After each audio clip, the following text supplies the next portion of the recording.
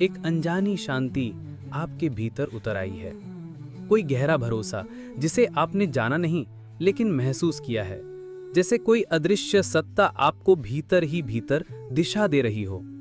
क्या ये महज इत्तेफाक है या फिर ईश्वर अब आपके जीवन में उतर चुके हैं अपने मौन शांत दिव्य रूप में? परमहंस योगानंद कहते हैं, ईश्वर पुकारते नहीं, वे सिर्फ धीमे से कान में कुछ कहते हैं। और आज हम उन्हीं 5 मौन संकेतों की बात करेंगे जो दर्शाते हैं कि ईश्वर ने आपके जीवन में अपना हस्तक्षेप प्रारंभ कर दिया है, चुपचाप, गहराई से और बिना कोई शोर किए। अगर आप इन संकेतों को जान सकें तो शायद आपको उन क्षणों की भी पहचान हो जाए जब ईश्वर आपके सबसे निकट खड़े थे लेकिन आप उन्हें पहचान न सके। ईश्वर की कृपा कैसी होती है? हम अक्सर कल्पना करते हैं कि ईश्वर जब कृपा करते हैं तो कोई चमत्कार घटित होता है, कोई आवाज आती है, कोई सपना या कोई बाहरी संकेत। लेकिन ईश्वर की वास्तविक कृपा बहुत ही शांत होती है। वो दिखती नहीं, बस धीरे धीरे भीतर से सब कुछ बदल देती है। जिस प्रकार पूर्णिमा का चांद समुद्र में लहरें उठा देता है बिना कोई शब्द कहे, ठीक वैसे ही ईश्वर आपकी आत्मा में हलचल पैदा कर देते हैं बिना किसी प्रदर्शन के। संकेत 1, जब अहंकार पिघलने लगे। ईश्वर की मौन कृपा का पहला संकेत तब प्रकट होता है जब आपका अहम धीरे धीरे अपना प्रभाव खोने लगता है। पहले आप हर बात को व्यक्तिगत रूप से लेते थे। कोई कुछ कह दे तो आप नाराज हो जाते थे। हर बातचीत में खुद को सही साबित करने की बेचैनी बनी रहती थी। लेकिन अब आप मौन रहते हैं। आप मुस्कुराकर बात टाल देते हैं। पहले जिस आलोचना से आप टूट जाते थे, अब वो आपको छू तक नहीं पाती। क्यों? क्योंकि अब आपका असली स्वरूप, आत्मा, उस मैं की झूठी पहचान से अलग हो चुका है। ईश्वर खाली पात्र में ही समाते हैं, अहम से भरे हुए पात्र में नहीं। और जब आप अनुभव करते हैं कि अब आपको किसी को कुछ सिद्ध करने की जरूरत नहीं, तो जान लीजिए कि अब ईश्वर आपके भीतर उतर रहे हैं। संकेत 2, जब पुराने बंधन सहज रूप से छूटने लगें। ऐसे रिश्ते, आदतें और इच्छाएं जो कभी जीवन का केंद्र थी, अब वे अपने आप ही जीवन से बाहर जाने लगती हैं, बिना संघर्ष, बिना क्रोध, बिना जबरदस्ती। जैसे किसी वृक्ष से शरद ऋतु में पत्तियां झड़ती हैं। ये वे ही बंधन थे जो आत्मा को माया से जोड़े रखते थे, लेकिन अब आप उन्हें पकड़ना नहीं चाहते। अब उनका वजूद आपके लिए आवश्यक नहीं लगता। ये त्याग नहीं है, ये विकास है। ये आत्मा की परिपक्वता का प्रमाण है।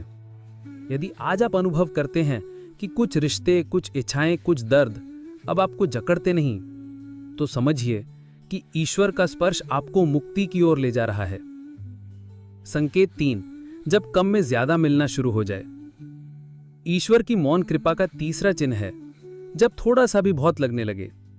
जहां कभी अधिक कमाने, दिखाने और संग्रह करने की होड़ थी, वहीं मौन, सरलता और संतुलन आपका मूल बन जाते हैं। अब आपको कम चीजों में संतोष मिलता है। आपका भोजन, आपकी दिनचर्या, आपकी बातचीत सब गहराई से भरी होती है, न कि मात्रा से। अब आप दिखावे की दुनिया से अलग होकर भीतर की सच्चाई में जीने लगते हैं। कम बोलना, कम खाना, कम दिखाना, लेकिन अधिक ऊर्जा, अधिक असर, अधिक शांति। यही ईश्वर की मौन कृपा का वास्तविक प्रमाण है। संकेत 4, जब प्रतिक्रिया की जगह समझ आ जाए। कभी किसी ने कुछ कहा और आप तुरंत तड़प उठे, लेकिन अब कोई कड़वी बात कहता है और आप मुस्कुराते हुए चुप रहते हैं। अब आप शब्दों से नहीं, उनके पीछे छिपी पीड़ा से जुड़ते हैं। अब आप ये नहीं सोचते कि उसने ऐसा क्यों कहा, बल्कि ये सोचते हैं कि शायद वे स्वयं ही आंतरिक पीड़ा में हैं। ये संवेदनशीलता नहीं, ये सजगता है। ये आध्यात्मिक चेतना का संकेत है। अब आप घटना नहीं, उसके कारण को समझने लगे हैं। और यही ईश्वर का मौन संवाद है जो आपके भीतर दया और करुणा के रूप में बोलता है। संकेत 5, जब खुद को साबित करने की जरूरत महसूस ना हो।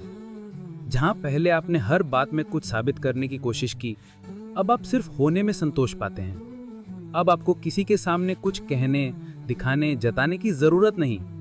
अब आप सिर्फ प्रामाणिकता में जीते हैं। अब लाइक्स और तारीफों का आकर्षण नहीं, अब सिर्फ आत्मा की संतुष्टि आपके लिए महत्वपूर्ण है।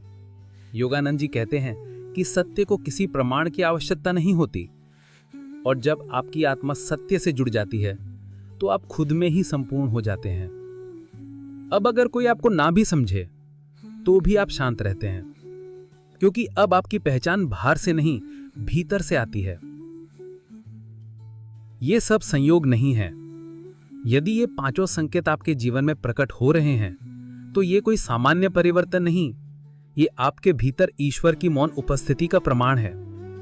ये आपके संकल्पों का उत्तर है। ये आत्मिक यात्रा की अगली सीढ़ी है। अब आपको किसी प्रमाण की आवश्यकता नहीं, क्योंकि अब आप स्वयं ही प्रमाण बन चुके हैं। तो कृपया अपने अनुभव कमेंट में साझा करें। आपकी एक पंक्ति किसी और आत्मा के लिए